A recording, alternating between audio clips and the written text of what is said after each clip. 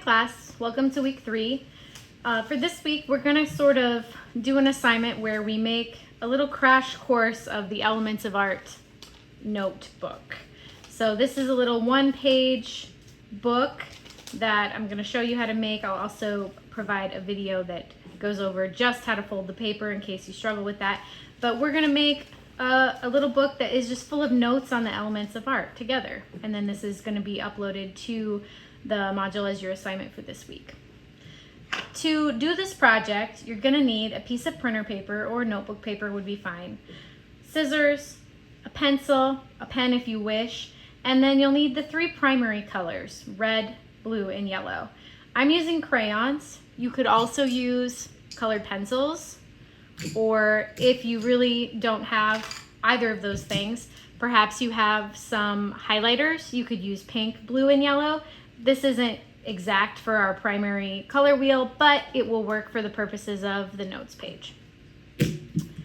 Okay, I'm gonna move these things out of the way. First thing we're gonna do is create our book. Again, I have provided a link to a YouTube video that is just how to make this book, so if I go too quickly or I lose you, please refer back to that video.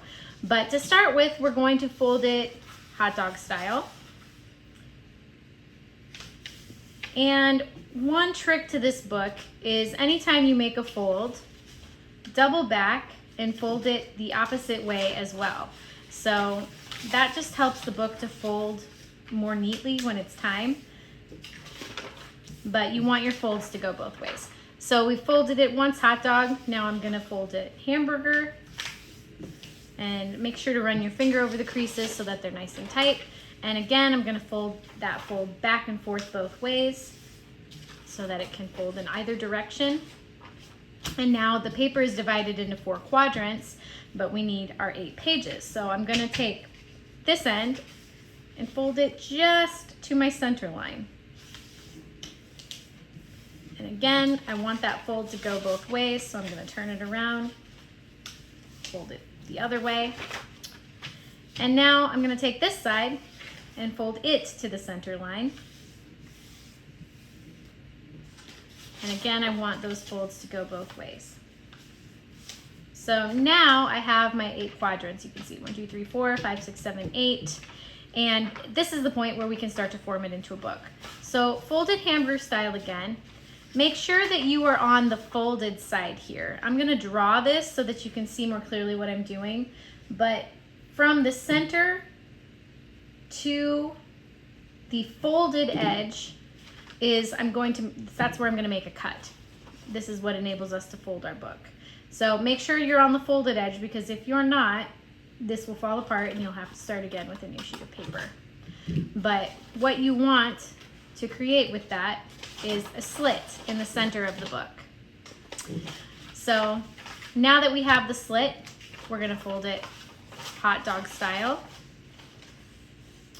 And this part might be kind of tricky. I've got this little diamond forming, so if you don't have a diamond forming, make sure you do. I'm gonna take these 2 parts here and I'm just gonna pinch that diamond so that it gets wider and wider and wider.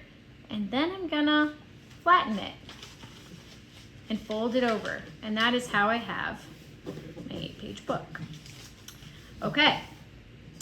And in this book, we are going to do the elements of art. You do not need to make your cover look fancy.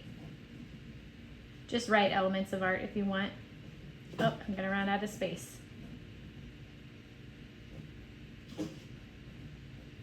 I'll make my art nice and big though.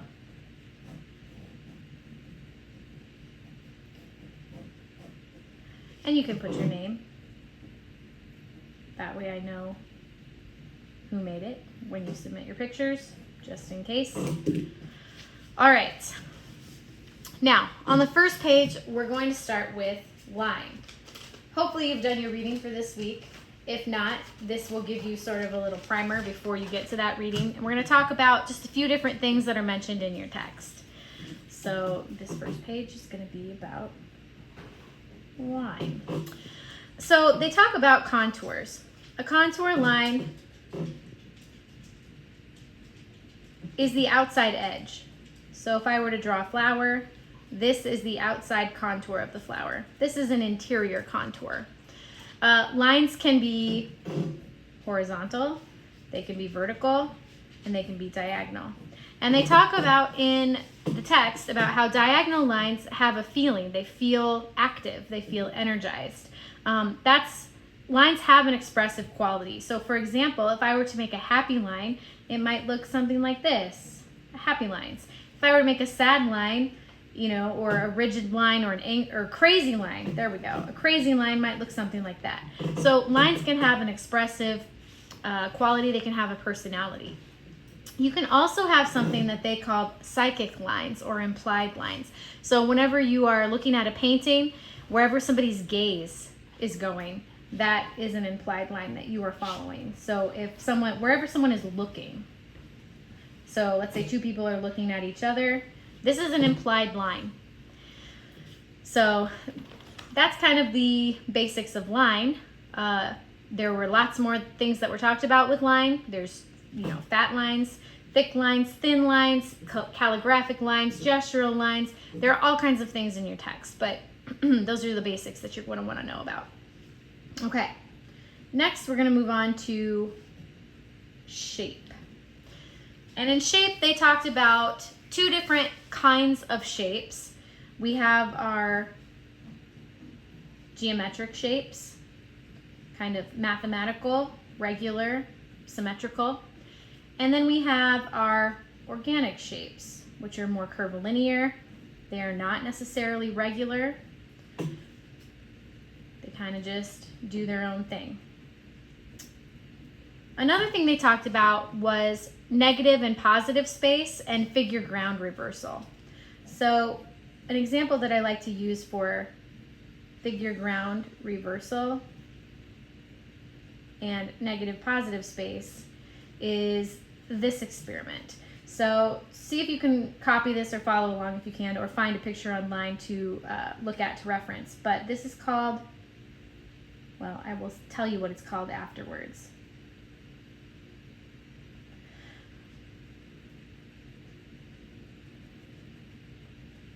I'm going to fill this center part in.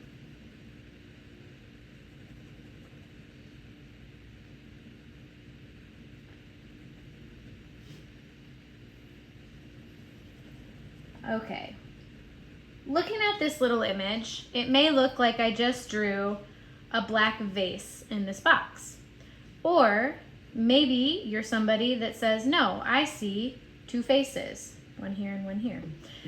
Depending on what you see, the figure in the ground is reversing. So the figure is usually the subject of an artwork. So if the faces are what you see, they would be the figure. And then this black part would be the background. If the vase is what you see, the vase is the figure, and this white part is the background. And that's also negative space. So if it's a vase, this white part is the negative space. If it's two faces, this black part is the negative space. The negative space is the space that is around the subject or around the figure. Another type of shape that they talked about in your text was an implied shape, kind of like a psychic or implied line. An implied shape is a shape that isn't actually drawn there, but we can see it. And the example that your text used looked an awful lot like this.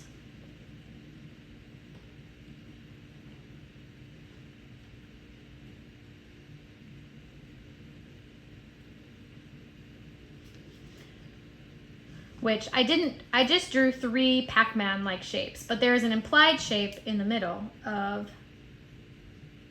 the triangle. It's not really there, we didn't put it there, but your eye can still see it, and that's an implied shape. So I'll go ahead and label that.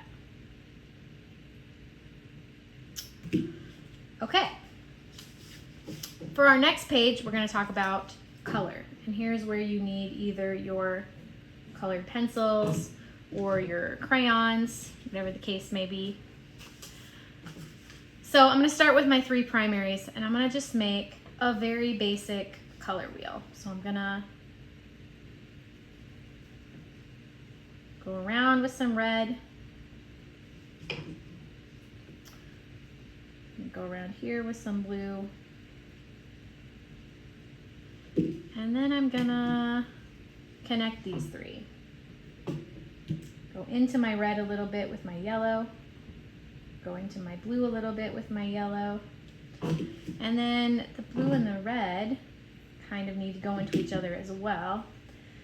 One thing I will say, if this frustrates you, is that it is very difficult to make a purple with crayons or colored pencils or any kind of just low quality art material. It's very difficult to make a true purple. So if you happen to have a whole box where you have a purple, maybe you want to just include that. I'll quickly show you what this does with highlighter markers. Got my pink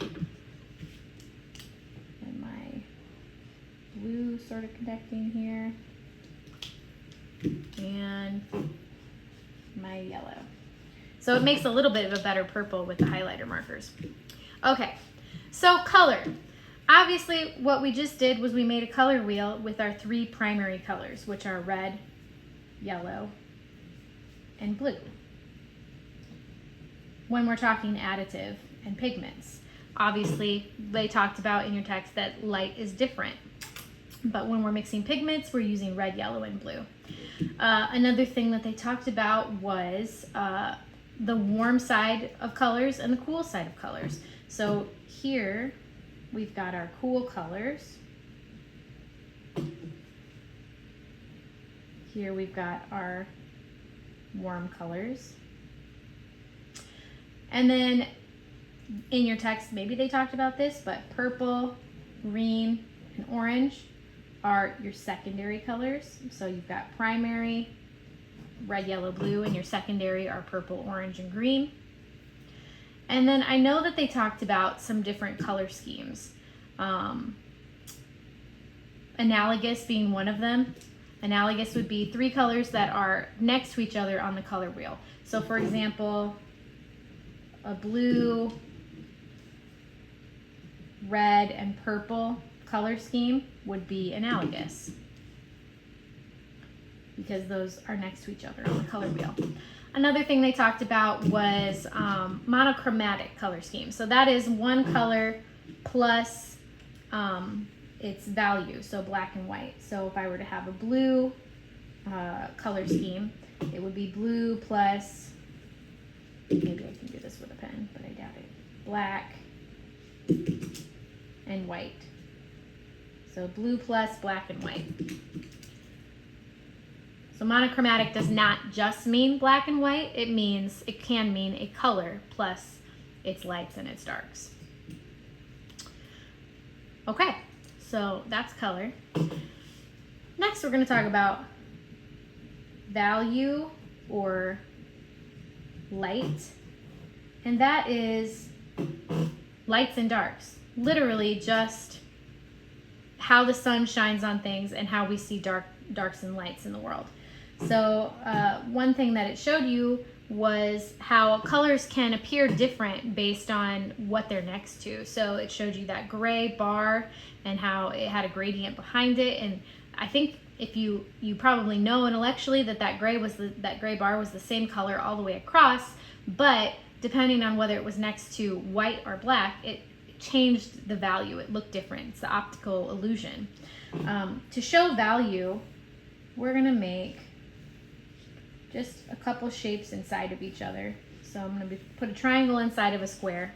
And for the triangle, try to create a gradient that starts with dark at the bottom and travels up to light. So I'm pressing really hard down here, and this is how I'm getting my dark value.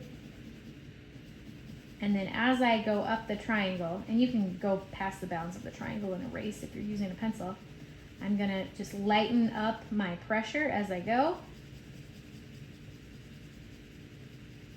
until it's all the way white at the top.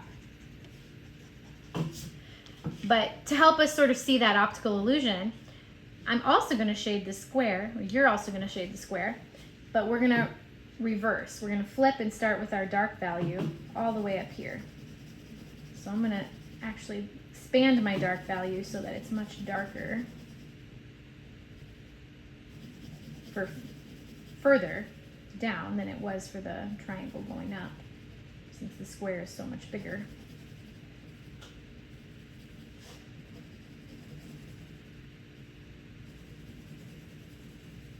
And then I'm going to lighten as I go towards the bottom.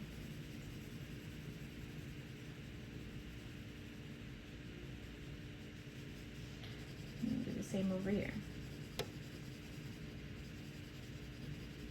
You can obviously make this a lot cleaner if you want to pause and, you know, spend more time. I'm trying to go quickly so that I don't have a 2-hour-long video that you have to watch. But this is value. Just how the light shines on things. We have highlights, we have lowlights, we have, you know, shadows. And then the 3 properties of color were the hue, which would be red, and then one of those properties was value, the lightness or the darkness of the red, right?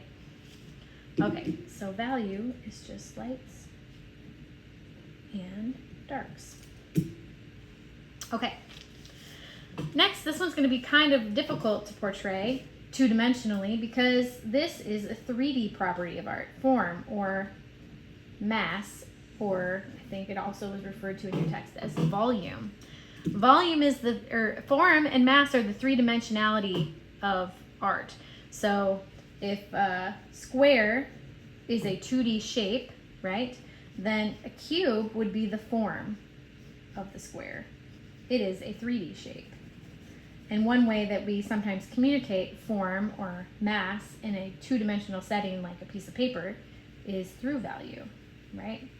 This sort of gives us the illusion of it being 3D. So if a triangle is the 2D shape, then a cone or a pyramid might be the 3D shape, the form.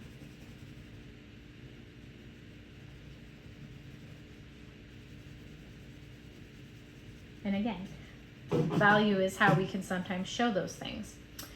So form is 3D.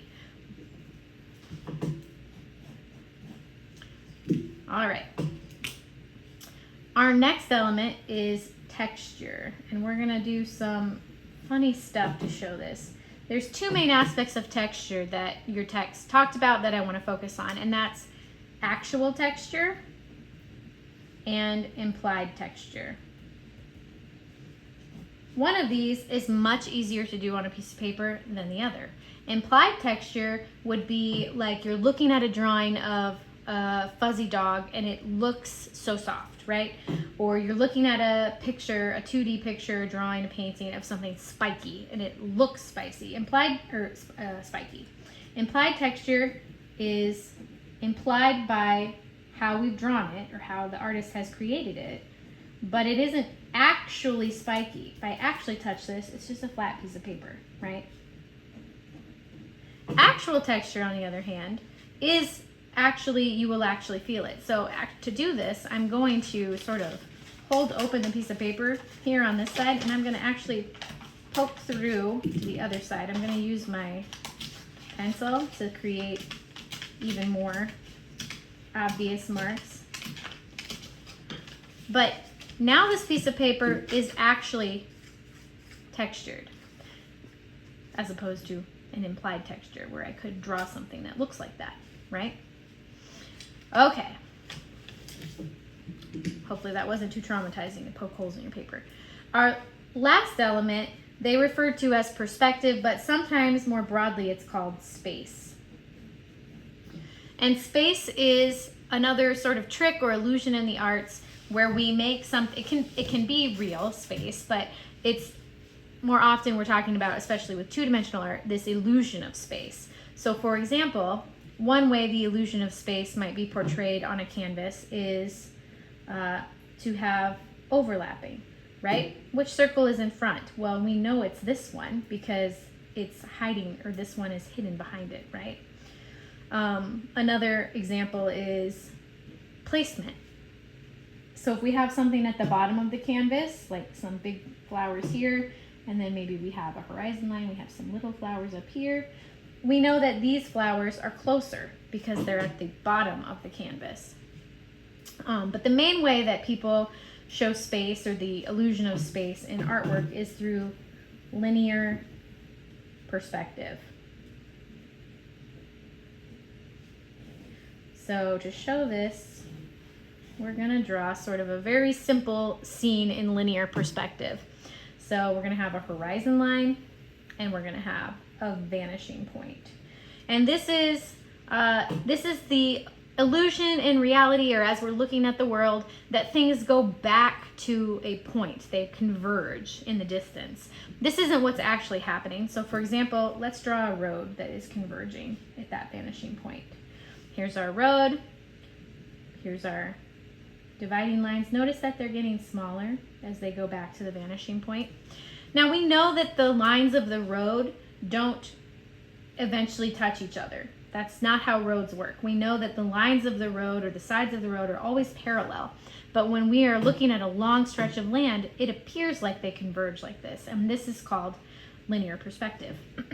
Sometimes there's more than one vanishing point. And they talk about in your text two linear perspective that has two vanishing points or three vanishing points. For our purposes, we're just going to draw one vanishing point. Let's draw some mountains in the background here. And maybe we've got, you know, the sun going down. There's a couple other ways that artists show space besides just linear perspective. Again, this is called the vanishing point.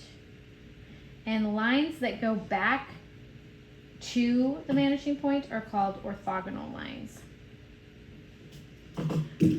One other way that they talk about linear perspective or space being shown in 2D art is through atmospheric perspective. So maybe you've experienced this in real life where things seem to get hazier as they go into the distance. I don't have green, but I have my blue and my yellow. So I'm gonna try to approximate some grass here. But as you're looking at some mountains, they might appear really hazy. And they also might appear cooler, more blue, and they also might appear lighter, so have a lighter value. So down here towards where is closer to you or closer to the viewer, things might appear darker and warmer, and then as they go back into the distance, they're going to be lighter and cooler, right? They might even be super hazy. And we can also see this in more obvious ways. So for example, if we had a car up here, we might see, forgive me, I'm going to draw a really crappy car. We might see all the details of this car, but a car up here might just look like a little dot, right? That's the difference that's things going back into the distance. They're getting fuzzier, they're getting cooler. Okay, so that's a really crash course notes version of your elements of art. We've got line, shape, color, value, form or mass, texture, and space. So go ahead and go as slowly as you want, make this as nice as you want, or it can be as messy as mine, but make this little booklet with your elements of art that's kind of like your little cheat sheet or your notes for the elements of art. And then go ahead and unfold this when you're done and snap a picture of it and send it to me for your assignment this week. Thanks, guys.